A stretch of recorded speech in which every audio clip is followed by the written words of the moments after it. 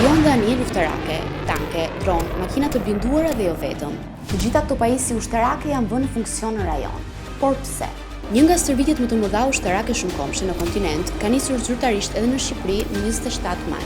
Shqipëria është një nga vendet kyç të Defender Europe 2025, që do të zgjas disa javë dhe përfshin operacione të përbashkëta toksore, ajrore, tetare në disa shtete të rajonit. Aktualisht, çfarë po ndodh në stërvitje? Për moment në Shqipëri kanë filluar të kryen demonstrimet, pra këto ushtrimet në terren të Defender Europe, vendos në funksion të gjithë aleancës dhe të këtyre vendeve që të vinë, jo vetëm pajisjet dhe kapacitetin human, por vendos gjithashtu edhe të gjithë infrastrukturën ushtarake. Në Defender Europe 2025 marrin pjesë rreth 25.000 ushtar nga 29 shtete pjesëmarrëse. Defender Europe ka një rëndësi të madhe këtë vit dhe ka një rëndësi të një niveli strategjik, pasi jep mesazhin që vetë Aleanca Transatlantike është e aftë, ka kapacitetet, ka pajisjet, pra ka një standard të njësuar ndërmjet trupave të saj dhe është e gatshme që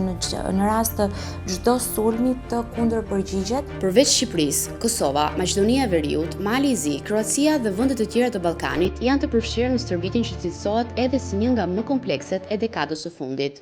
Çfarë nuk kupton kjo stërvitje për rajonin? Shkëmbimi i njohurive është një nga përfitimet e para, taktikave apo manovrave të forcave ushtarake amerikane në këtë rast, apo dhe ato shumëkohëshe. Duhet thënë që Shqipëria është host nation, pra është vend i pritës, është një gjë shumë e rëndësishme pasi thekson edhe një herë rolin dhe leadershipin, do të thoja unë, që Shqipëria ka tashmë në Ballkan. Kremlini ka kritikuar ashpër stërvitjen, duke i quajtur atë një provokim pranë kufive lindor të Europës. Por, aleatët e NATO-s e kanë kundërshtuar këtë narrativ, duke theksuar se stërvitja ka karakter mbrojtës dhe synon sigurinë kolektive në Europë.